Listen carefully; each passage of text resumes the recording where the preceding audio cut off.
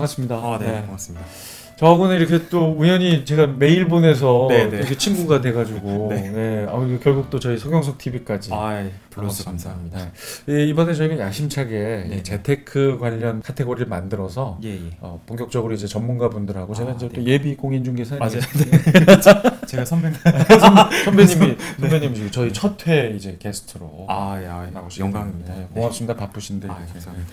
뭐 저는 너무 잘 알고 있고 또 이 부동산 관심 있는 분들은 사이에서는 상당히 유명인이시지만 혹시 조금 또 모르시는 분들 위해서 간단하게 좀 쑥스러우시겠지만 좀 어떤 길을 걸어오셨는지 일단 좀 간략하게 소개해드리면요.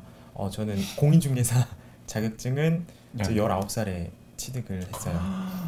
와, 완전 청년 시절에 그때는 상대적으로 지금보다는 조금 쉬웠죠. 지금 조금 쉬웠죠. 그때도 물론 뭐 보통 이 다들 오해들 하고 계시는데 엄청 어려워요. 어려운 시험이에요. 공인중개사 시험. 진짜 대단하신 거예요. 1차 합격하신 것도. 그렇습니다.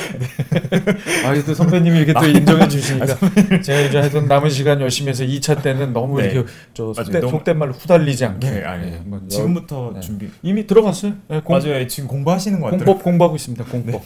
19에 공인중개사 자격을 따셨고 그게 이제 2009년도니까 그러면 지금 현재 나이가 이제 나오네요. 네네. 그래서 젊다. 난 몰랐네. 노안이긴 한데. 아니 젊어 보이세요. 그래서 그때 이제 취득을 하고 지금은 이제 그 빌딩을 중개하는 회사의 지금 대표로 있습니다. 빌딩 중개 법인의 대표로. 그럼 그 중간에는 그러면은 훌쩍 공인중개사 따고 훌쩍 이건 아니잖아요. 네, 중개사 따고 이제 그 회사에 소속돼 있다가 그 2016년도에 창업을 했죠. 건물 중개하는 그런 회사에서 직원 생활을 하시다가 그러니까 소속 공인중개사. 소속 소공사 생활 하시다가 소공을 있다가 26살에 창업했죠. 그렇죠. 그리고 나서 이제 빌사남이라는 회사를 창업하고 지금까지 하고 있습니다. 우리 쪽 전문 용어로 이제 소공으로 있다가 법계공의 대표가 되고 계시죠. 그렇죠. 법계공. 법인으로 돼 있는 개업 공인중개사의 대표. 공인중개사. 맞습니다. 소공이로 있다가 법계공의 대표. 맞습니다. 용어를 너무 정확히 하셔서 외울 때 중개사 법령고 이제 2차 과목이잖아요. 외울 때 그렇게 외우라고 그러길래. 맞아요. 소공에서 법계공 대표로. 맞습니다. 법인 이름이 바로 빌사남. 그래. 바로 또 빌사남 TV라는 유튜브 채널을 제가 그거 보고 사실 또 신사임당에 또 출연하신 거 보고 맞습니다. 신사임당에서 보고 또 저희 빌사남으로 따라 들어갔다가 너무 성실하시고 인상도 좋으시고 정직하실 것 같아서 이제 제가 메일을 보냈죠. 오늘 요 백도요. 신사임당 느낌. 100만 유튜브 그런 느낌이 나네요. 그 느낌 나죠. 그대로 저희가 꾸며놨습니다. 예비 공인중개사 서경석의 재테크 클래스 첫 회입니다. 빌사남의 김윤수 대표와 함께 할 텐데 뭐 긴 이야기를 할 수는 없고 대신에 짧지만 좀 임팩트 있는 이야기를 좀 여쭤보고 싶어요. 건물 중개 전문이시니까 저도 아직 없고요. 로망 중에 뭐 아직 돈이 좀 없어서 로망 중에 하나가 바로 건물주가 되는 거잖아요. 근데 뭐 요즘 상황이 녹록치 않고 그렇다고 뭐 세월이 좋아지기만을 기다릴 수는 없고 좀 적은 돈으로 우리의 꿈 건물주가 될 수 있는 방법 좀 희망을 좀 던져주시기 바랍니다. 대신 실현 가능한 이야기로. 일단은 뭐 저도 샀거든요. 우리 빌사남님도 저도 소액으로 경험 있다. 그래서 소액으로 최근에 매입을 했었고 실투자금이 3억이 안 들어갔어요. 3억 미만의 자기 돈으로. 올리는 것 같은데 아닌가? 뭐 전화기 가져오셨어요? 구글 자동인. 가끔 이러도 구글이 너무 이렇게 듣더라. 구글이 왜 이렇게 엿들어요? 죄송합니다. 괜찮습니다. 그래서 저도 3억 미만으로 좀 매입을 했거든요. 근데 요즘에 아파트도 다 이제 가격이 많이 올랐잖아요. 그래서 평균 한 10억 넘어가는 아파트가 많잖아요. 근데 뭐 3억 미만으로 건물을 서울 시내에 소재한 건물을 그런 걸 이제 우리가 꼬마 빌딩이라고 꼬마 빌딩이라고 하죠. 그 도대체 얼마짜리를 3억 미만으로 살 수 있습니까? 정확한 금액은 좀 민감하긴 하지만 10억이 조금 안 되는 금액. 3억 안 되는 종잣돈으로 10억 가까운 건물을 꼬마 건물을 살 수 있다. 그게 가능한 거예요? 우리 누구나? 네. 그럼 지금부터 열심히 해서 3억 정도만 모아내면 네. 3억 정도라는 얘기가 좀 그렇긴 하죠. 3억도 그쵸, 큰 돈이긴 3억이 합니다만 네. 열심히 모으고 네. 이 끌어들이고 뭐 이렇게 하면 네. 지금 현재 네. 10억 몇 달 전에 샀어요. 10억 가까운 건물을 살 수 있다. 네네. 물론 이제 대출이 들어가겠죠. 네, 대출이 들어가고. 네, 대출이 그만큼 나온다는 얘기네요. 네, 그러니까 주택은 지금 대출이 좀 안 나오거든요. 음흠. 근린생활시설 꼬마 빌딩 같은 경우에는 대출이 또 잘 나와요. 아마 이제 아실 거예요. 이번 이제 정책들도 있고 그래서 네. 주택 관련해서는 사실 대출이 쉬운 상황이 아닙니다. 그렇죠. 실소유를 목적으로 하지 않는 한, 네네. 그리고 다주택자가 아닌 분들에게는 조금 혜택이 가지만 네네, 대출 그렇죠. 혜택이 네. 다주택자이면 하나라도 집이 나오죠. 있으면 예. 대출이 안 나오죠. 네네. 그런데 꼬마 빌딩은 네, 대출이 나옵니다. 대출이 가능하다. 네, 대출이 또 잘 나와서. 그러면 단순 계산으로 10억짜리 건물을 3억만 가지고 있다면 7억이나 대출이 나온다는 거예요? 네, 예. 그게 어떻게 가능하죠? 근데 그게 또 이제 소득 신고가 좀 돼 있긴 해야 돼요. 소득 신고가 좀 잘 돼 있고, 그리고 그 담보 가치가 좀 좋아야 되거든요.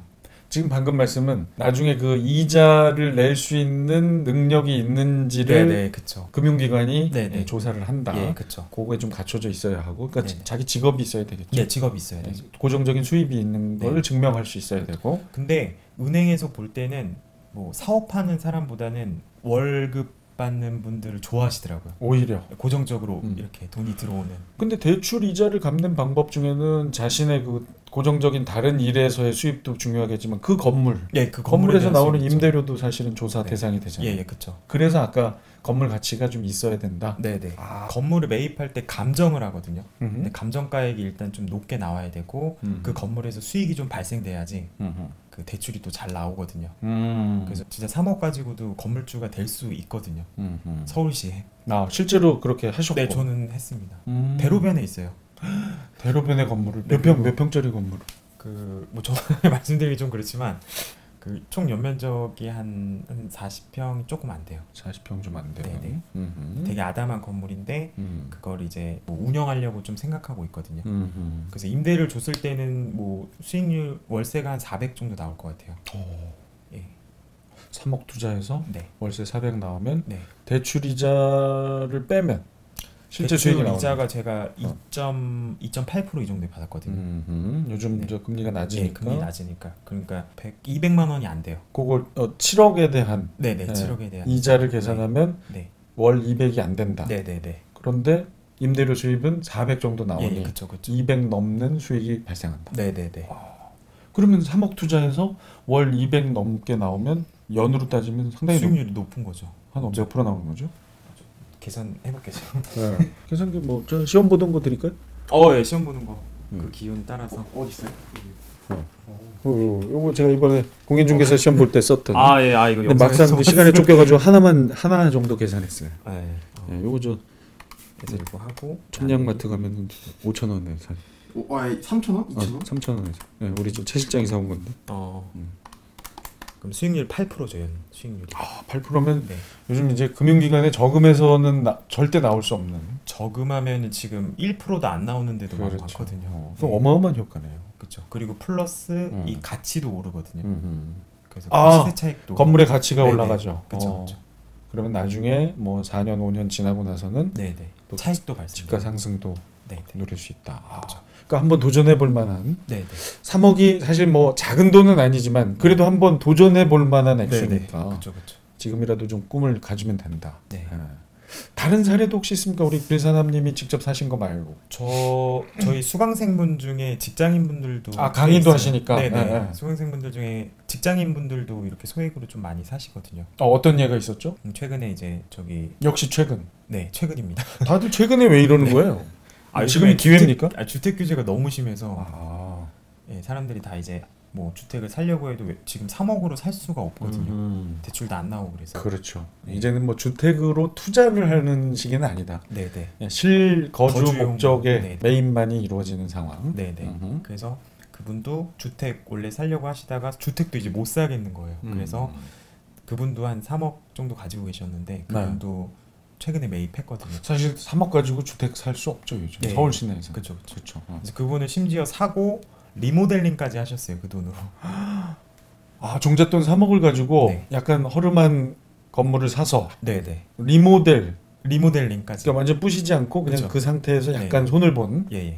그래서 여기 영상에 한번 한번 띄워드릴게요. 좀 더 잘해 주시면. 예, 전 모습이랑 후 모습을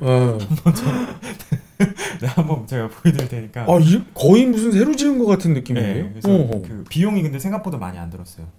그리고 그 비용도 대출이 또 나오거든요. 리모델 비용도. 네네. 그러면은 종잣돈 3억을 투자했고. 네.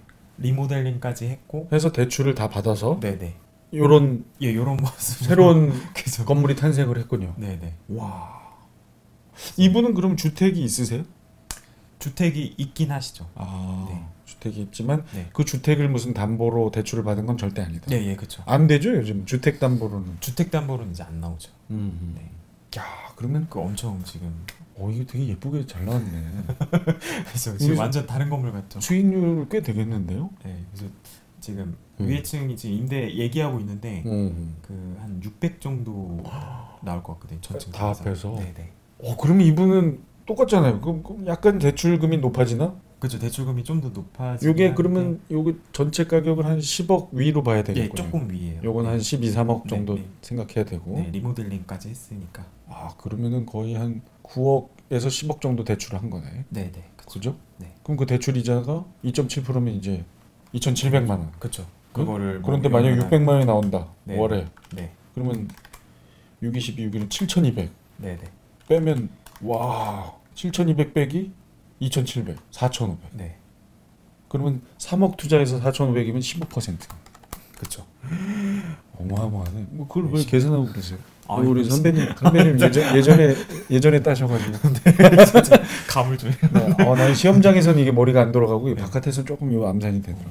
저는 학개론 점수가 좀 낮았거든요. 저도 저도 되게 좋았는데 세상에 이번에 학개론이 안 좋았어. 근데 겨우 턱걸이로. 네. 야, 아무튼 15%의 수익이면 어마어마한 건데. 그렇죠.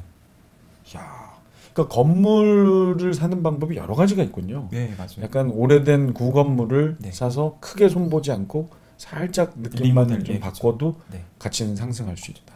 그냥 깔끔하게만 만들어 놓으시면 돼요. 엄청나게 비용을 많이 들일 필요는 없고 그냥 깔끔하게 좀 밝은 색깔로 작은 건물은 좀 밝은 색깔로 해야지 되게 커 보이고 좋거든요.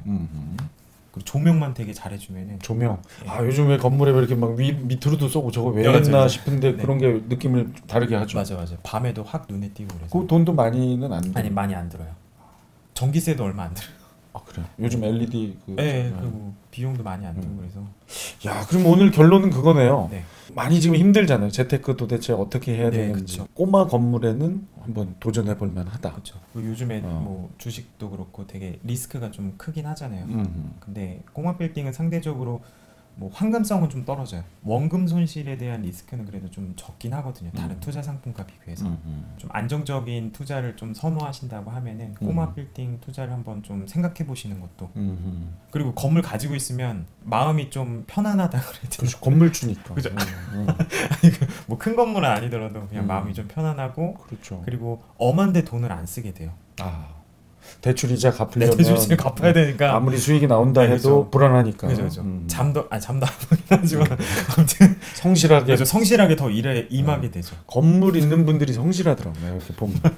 아니 그 재산도 있으신데 왜 저럴까 그런데 그분들 나름의 어떤 성실함이 있기에 그게 이루어진 거죠. 그렇죠. 대출 이자 갚아야 되니까. 갚아야 되고. 하지만 저도 예전에만 해도 내 돈이 아닌데 왜 대출을 하냐 이런 생각을 가졌다면 요즘 조금 바뀌고 있거든요. 맞아. 대출을 저는 좀 받으시라고 좀 권해드리거든요. 그게 또 일단 비용 처리가 되고 그리고 금리가 지금 많이 낮아요. 그렇죠. 저금리여서 저는 대출은 좀 이용하셨으면 좋겠어요. 하지만 전제가 있죠. 성실해야죠. 무조건 대출하라가 아니라 갚을 수 있는 자신과 노력이 필요하다. 네, 그렇죠. 꼬마 건물이 황금성이 떨어진다는 얘기는 주식이나 이런 다른 투자 상품과 비교해서 그건 바로 바꿀 수 있잖아요. 건물 전체에 대한 이야기군요. 그렇죠. 주식은 그야말로 팔면 바로 팔면 현금이지만 그렇죠. 건물은 사실 작든 크든 팔 때 시간이 좀 걸리니까 임자가 나타날 때까지 조금 시간이 걸릴 수는 있다. 그건 감안해라. 네, 그렇죠. 대신에 건물을 잘만 운영하고 리모델 잘해놓고 관리만 잘하면 임대 수입은 꾸준히 들어올 수 있다. 네, 저도 뭐 투자를 해봤지만 되게 보고만 있어도 기분이 좋아요. 아니, 본 적이 없어가지고 제가 기분을 모르겠어요. 지금 여기도 제가 월세 내고 네, 기분이 안 좋아요. 월세가 나갈 때마다 기분이 안 좋거든요. 근데 약간 이게 뭐 든든하다. 든든하니까. 네. 그리고 요즘 같은 때 이렇게 힘들 때 약간 좀 임대료도 좀 너무 힘든 상황이면 조정해주고 조정해주고 착한 임대인이 되면 또 임차인이 존경하고 서로 임차인이랑은 좀 이렇게 상생관계로 돼야 돼요. 그렇죠. 뭐 무조건 많이 받는다 그런 것보다는 좀 상황이 안 좋으면 좀 임대료도 깎아주기도 하고 그렇게 상생하면서 해야지 맞습니다. 잘 되는 것 같습니다. 저도 하여튼 뭐 우리 배사님 얘기 듣고 좀 꿈을 좀 키워서 나중에 좀 잘 좀 상생 중개 좀 부탁드립니다. 알겠습니다. 네. 의뢰인과 상생하는 중개인. 네네 알겠습니다. 다음에 또 좋은 이야기로 한번 또 모실게요. 오늘 뭐 짧게 좀 말씀. 맞아요. 그래서 다음에 또 초대해 주시면은 되게 편안하게 해주셔가지고 제가 되게 막 주서 없이 얘기한 것 같아요. 두서가 있었어요. 완벽합니다.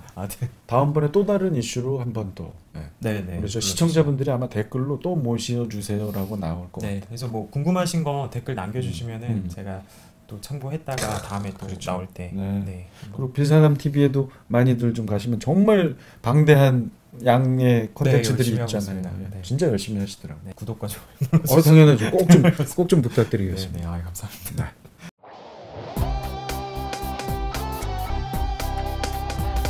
유튜브 채널은 서경석 TV. 유튜브 채널은 서경석 TV.